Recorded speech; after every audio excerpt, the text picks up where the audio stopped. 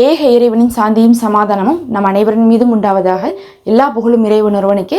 நம்ம தொடர்ந்து நிலவரங்களை பார்த்துட்டு இருக்கோம். இன்னைக்கு வந்திருக்கக்கூடிய சில முக்கியமான தகவலை ஒரு தொகுப்பாக பார்க்கலாம். நிறைய அதிர்ச்சியான தகவல்கள் வந்திருக்கு. சவுதியுடைய மன்னரை கொல்றதுக்கு ஒரு புரட்சி குழுவே உருவாகி இருக்கு ஒரு பக்கம். இன்னொரு பக்கம் பார்த்தீங்கன்னா ஜெர்மனி நேரடியாக இஸ்ரேலோடு பெரும் முருகலான நிலைக்கு போயிருக்காங்க. என்ன நடந்துட்டு இருக்குது அப்படின்னு பார்க்கலாம். முதல்ல நம்ம சவுதிகிட்ட ஆரம்பிச்சிடலாம். சவுதியில் இந்த ஒரு வாரத்துக்குள்ளே பார்த்தீங்கன்னா ஒரு பரபரப்பான செய்திகள் போய் கொண்டு இருக்குது. முடிஞ்ச அளவுக்கு அவங்களுடைய ஊடகங்கள்லேயே இந்த செய்திகளை கொண்டு வராமல் தவிர்க்கிறதுக்கு பார்த்தீங்கன்னா அவங்களுடைய கவர்மெண்ட்டே கட்டளையிட்டு இருக்காங்க, மக்களுக்கு போய் சேரக்கூடாதுன்ட்டு. இருந்தாலுமே பார்த்தீங்கன்னா அவங்களுடைய எக்ஸ்தலம் மூலமாக என்ன ஆயிட்டு இருக்கு, இந்த செய்தி உலகம் முழுவதுமே பரவி கொண்டிருக்குது. என்ன செய்தின்னு பார்த்தீங்கன்னா, இப்போது சவுதியில் ஒரு குரூப் வந்திருக்காங்க. அவங்க பார்த்தீங்கன்னா எல்லாருமே ஒரு டீனேஜர்ஸ் மாதிரி தெரியுறாங்க. இளைஞர்களுடைய ஒரு குரூப்னு சொல்கிறாங்க. அவங்க என்ன பண்ணுறாங்கன்னா, முகத்தில் பார்த்தீங்கன்னா சவுதியிலாம் கட்டுவாங்கல்ல, எப்படி பாலஸ்தீனத்தில் கூஃபியாக கட்டுறாங்களோ அந்த மாதிரி சவுதியில் என்ன பண்ணுவாங்க, பிங்க் கலர்லேயும் ஒயிட் கலர்லேயும் சேர்ந்த மாதிரி என்ன பண்ணுவாங்க, தலையில் ஒரு கூஃபியா மாதிரி போடுவாங்கல்ல, அதை முகம் ஃபுல்லாக கட்டிட்டு கண்ணு மட்டும் தெரிகிற மாதிரி அவங்க என்ன பண்ணுறாங்க, வீடியோ பண்ணி போடுறாங்க. அந்த வீடியோவில் சொல்கிறாங்க, நாங்கள் சவுதியுடைய எம்பிஎஸ்ஸை கொல்ல போகிறோம். ஏன்னு பார்த்தீங்கன்னா தொடர்ச்சியாக அவர் நிறைய விஷயங்களை சட்டத்துக்கு புறம்பாக செஞ்சிட்ருக்காரு. அப்பாவி மக்களுக்கு ஆதரவு கொடுக்கறது கிடையாது. பாலஸ்தீன விஷயத்தில் ரொம்ப அலட்சியமாக இருக்காரு. அது மட்டும் இல்லை, நம்ம நாட்டுக்கு தேவையில்லாத நிறைய விஷயங்களை துரோகங்களை தான் செய்கிறாரு.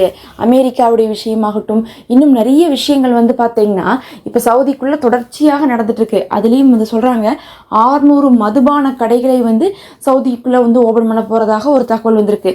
இந்த மாதிரி பார்த்தீங்கன்னா விளையாட்டு, பொழுதுபோக்கு, அந்த மாதிரி நிறைய விஷயங்களுக்கு கொஞ்சம் கொஞ்சமாக இடம் கொடுக்கலாம். உலக நாடுகள் மாதிரி நாமளும் என்ன பண்ணிக்கலாம்னு சொல்லிட்டு டெவலப் பண்ணிக்கலாம்னு சொல்லிட்டு தேவையில்லாத நிறைய விஷயங்களை இந்த ஒரு 2 வருஷமாக பார்த்தோம்னா சவுதிக்குள்ளே நம்ம பார்த்துட்டு இருப்போம். சவுதி மன்னருடைய சிலையை வைக்கிறதாகட்டும், அதுக்கப்புறம் பார்த்தீங்கன்னா நீச்சல் உடையில் பெண்கள்லாம் என்ன பண்ணியிருந்தாங்க, ஸ்டேஜில் கலந்துருந்தாங்க. இந்த மாதிரி நிறைய விஷயங்கள் நடந்துட்டு இருக்கு.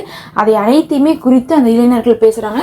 பேசிட்டு நாங்கள் சீக்கிரமே இந்த விஷயத்தெல்லாம் நீங்கள் ஒரு முடிவுக்கு கொண்டு வராட்டினா உங்களை நாங்கள் கொல்ல போகிறோம்னு சொல்லிட்டு அறிவித்து ஒரு வீடியோ போட்டிருக்காங்க.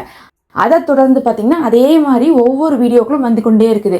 இவங்கெல்லாம் யார் அப்படிங்கிறது, எங்கிருந்து போடுறாங்க அப்படிங்கிறது இவங்களுக்கு தெரியவே கிடையாது. சவுதியும் அதை பற்றி இன்வெஸ்டிகேட் தான் பண்ணிகிட்ருக்காங்க. ஆனால் தொடர்ச்சியாக எக்ஸ்தலங்களில், ஃபேஸ்புக்கில்லாம் இந்த மாதிரி வீடியோக்கள் அப்பப்போ புதுசாக வந்துகிட்டே இருக்குது.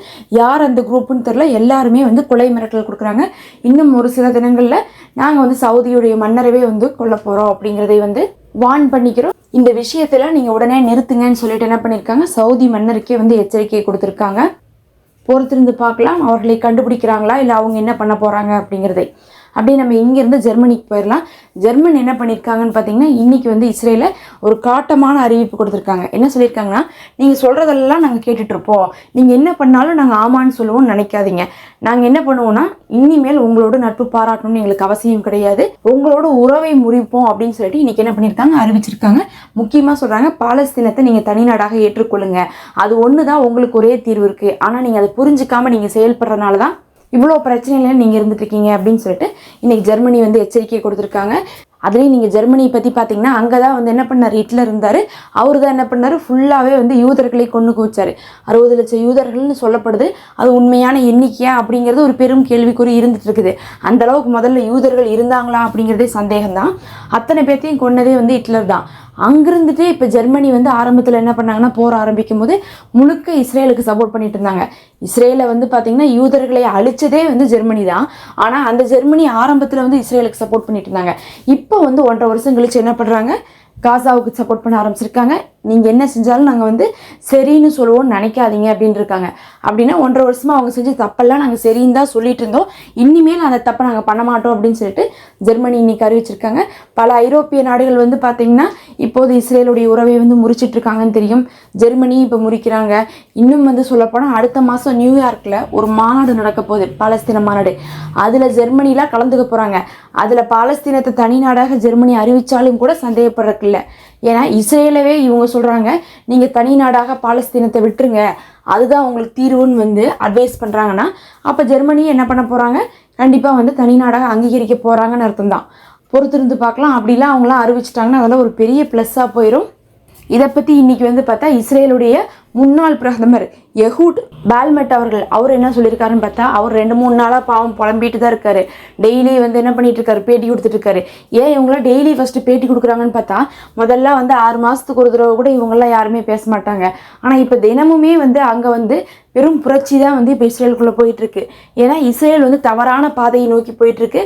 இந்த நெத்தனியாவு செய்யக்கூடிய காரியத்தின் காரணமாக நாம் எல்லாரும் ஒதுக்கப்படுறோமே அப்படிங்கக்கூடிய ஒரு நிலைமை இப்போ என்ன ஆயிடுச்சுன்னா இஸ்ரேலில் இருக்கக்கூடிய எல்லாருக்கும் வந்துருச்சு. அதனால தான் வந்து இஸ்ரேலுடைய முன்னாள் பிரதமர் ஜனாதிபதினு சொல்லிட்டு ஆளாளுக்கு ஒரு கருத்தை சொல்லிட்டு இருக்காங்க.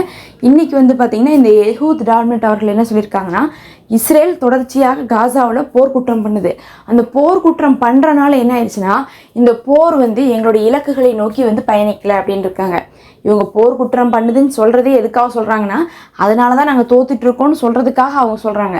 இல்லாட்டினா இவங்க செய்யக்கூடிய குற்றத்தில் இவங்க ஒத்துக்க மாட்டாங்க. ஆனால் போர் குற்றம் தான் இவங்க செய்கிறாங்கங்கிறத மற்ற நாடுகள் சொன்னால் பரவாயில்ல, இஸ்ரேலே இன்னைக்கு சொல்லியிருக்காங்க. அதை சொல்லிட்டு சொல்கிறாங்க, அதாவது போர் குற்றம்னா என்னென்னா, இப்போ வந்து எதெல்லாம் செய்யணுமோ அதை தவிர மற்றது எல்லாமே செய்கிறாங்க இவங்க. ஃபஸ்ட்டு போருக்கு போனதே எதுக்காக போனீங்க? பிணைக்கிரி மீட்கணும்னு போனீங்க, மீட்டிங்களா? கிடையாது. அதை தவிர மற்ற எல்லா வேலையும் பண்ணிகிட்டு இருப்பாங்க. அங்கேருந்து போய் என்ன பண்ணுறாங்க, சும்மா மக்களை கொண்டு வந்து சிறையில் போட்டு வச்சிடுறாங்க. அதுக்கப்புறம் வந்து என்ன பண்ணாங்க, இவங்க வந்து பங்கரை அழிக்கிறேன், போராளிகளை அழிக்கிறேன்டாங்க. இவங்க அதை தான் அழிச்சாங்களான்னு கேட்டால் கிடையாது. அங்கே இருக்கக்கூடிய வீடுகளையும் மக்களையும் தான் அழிச்சாங்க. இந்த மாதிரி எதை எடுத்தாலும் அதை மாற்றி மாற்றி என்ன பண்ணிட்டு இருக்காங்க, தவறான பாதையில் போயிட்டு இருக்கிறதுனால எங்களுக்கு இந்த போர் மேலேயே எங்களுக்கும் நம்பிக்கை இல்லை, சர்வதேசத்துக்கும் நம்பிக்கை இல்லை. அதனால தான் இந்த போர் தோல்வியை நோக்கி போகுதுன்னு சொல்லிட்டு இன்னைக்கு எஹூட் பால்மெட் அவர்கள் சொல்லியிருக்காங்க. அந்த அளவுக்கு அவங்களே சொல்கிறாங்கன்னா யோசிச்சுக்கோங்க, இத்தனை அழிவுகள் காசால கொடுத்தும் ஒரு பிரயோஜனமும் இஸ்ரேலுக்கு ஏற்பட போவதில்லை அப்படின்னு தெரிஞ்சுக்கலாம். எப்பயுமே நாம் எந்த வேலைக்கு போகிறோமோ அந்த வேலையை தான் செய்யணும். அதை விட்டு போட்டு நம்மளால் நாசப்படுத்த முடியும்னு சொல்லிட்டு மற்றதெல்லாம் நாசப்படுத்தினாலும் சரி, நம்ம காரியம் நடக்காத வரையும் நமக்கு அது வெற்றியை கொடுக்காது. இன்னைக்கு இஸ்ரேலுடைய நிலைமையே அப்படிதான். அவங்க வந்து ஒரு வெறித்தனம் பிடிச்சி என்ன பண்ணுறாங்க, அவங்களால வெற்றி பெற முடியாததை வந்து இன்னொரு பக்கம் மக்களை அழிச்சும் வீடுகளை அழிச்சும் வந்து அதை வந்து காமிச்சுக்கிறாங்க, நாங்கள் வெற்றி பெற்று கொண்டிருக்கோம்னு சொல்லிட்டு. ஆனால் அது எந்த ரீதியிலையுமே வந்து சர்வதேசமே வந்து பார்த்திங்கன்னா ஆதரிக்கலை அப்படிங்கிறது தெரியுது. இதனால தான் இன்றைக்கி வந்து சர்வதேசமே வந்து நம்மளுடைய இஸ்ரேலை வந்து ஒதுக்குறாங்கன்னு சொல்லிட்டு அவர் ரொம்ப வருத்தப்பட்டுலாம் வந்து பேசியிருக்காரு. நெத்தனியாஹுடைய மிஸ்டேக் தான் இது அத்தனைக்குமே காரணம்னு சொல்லியிருக்காரு. அப்போ ஒரு பக்கம் பார்த்தா இஸ்ரேலுக்குள்ளே நெத்தனியாவுக்கு எதிராக ஒரு புரட்சி வெடிச்சிட்டு இருக்கு. எப்போ நெத்தனியாகுவை வந்து தூக்கி போட்டு அந்த இடத்துக்கு வேற யார் ஆட்சிக்கு வந்தாலும் ஆச்சரியப்படுறதுக்கு இல்லை. எப்படி சிரியாலெல்லாம் விரட்டி அடித்தாங்களோ அந்த மாதிரி வந்து நெத்தனியாகு விரட்டி அடிக்கிறதுக்கு கூட உங்களுக்கு சான்ஸ் இருக்குது. அந்த அளவுக்கு வந்து இஸ்ரேலுக்குள்ளே ஒரு புரட்சி வந்திருக்கு. அது இல்லாமல் சவுதியிலையும் இன்னைக்கு புரட்சி வெடிச்சிருக்கு. எல்லா பக்கமுமே இப்போ பார்த்தீங்கன்னா 1.25 வருஷமாச்சு. காசா விஷயத்தை மறந்துருப்பாங்களான்னு கேட்டிங்கன்னா இப்போ தான் எல்லா நாடுகளும் ரொம்ப மும்மரமாக காசாவுக்கு ஆதரவாக இருக்காங்க. இதுவரை இஸ்ரேலுக்கு ஆதரவாக இருந்தவங்க கூட இன்னைக்கு காசாவுடைய நிலைமையை புரிஞ்சுக்கிட்டு பாலஸ்தீனத்துக்கு ஆதரவாக இருக்காங்க. நிச்சயமாக இந்த போர் வந்து வெற்றியை நோக்கி தான் போகுது. நீங்கள் வந்து வீடுகள் அழிக்கப்படுறதுனால, மக்கள் கொல்லப்படுறதுனாலாம் வந்து நம்ம தோல்வியை தழுவிட்டு இருக்கோம், இது அப்படியே போனால் இதுக்கு மேலே சமாளிக்க முடியாது, இஸ்ரேல் வந்து காசாவை கையில் எடுத்துப்பான் அப்படின்லாம் நினச்சிக்காதீங்க. அந்த மாதிரிலாம் கையில் எடுத்துப்பானா இந்த போர் எப்போயோ வந்து என்ன பண்ணியிருப்பாங்க, தற்காலிக நிறுத்தத்துக்கு போயே என்ன பண்ணியிருப்பாங்க, போரை நிறுத்தியிருப்பாங்க. ஆரம்பத்தில் போரை வந்து 2 வருஷம் நிறுத்துறதுக்கெலாம் வந்து இஸ்ரேல் ட்ரை பண்ணாங்க. ஆனால் இந்த தடவை காசாவில் இருக்கக்கூடிய போராளிகள் தான் நிறுத்தினா நிரந்தர நிறுத்தத்தை கொடுங்கன்னு சொல்லிட்டு சண்டை போட்டுட்டு இருக்காங்க. அதனால் போர் வந்து காசாவில் இருக்கக்கூடிய போராளிகளுக்கு சாதகமாக தான் போதுங்கிறது வந்து இஸ்ரேலுடைய முன்னாள் பிரதமரை இன்னைக்கு அறிவிச்சிருக்காரு. இதெல்லாம் தான் இன்னைக்கு வந்து முக்கியமான செய்திகள். நம்ம அடுத்த ஒரு காணொலியில் சந்திப்போம்.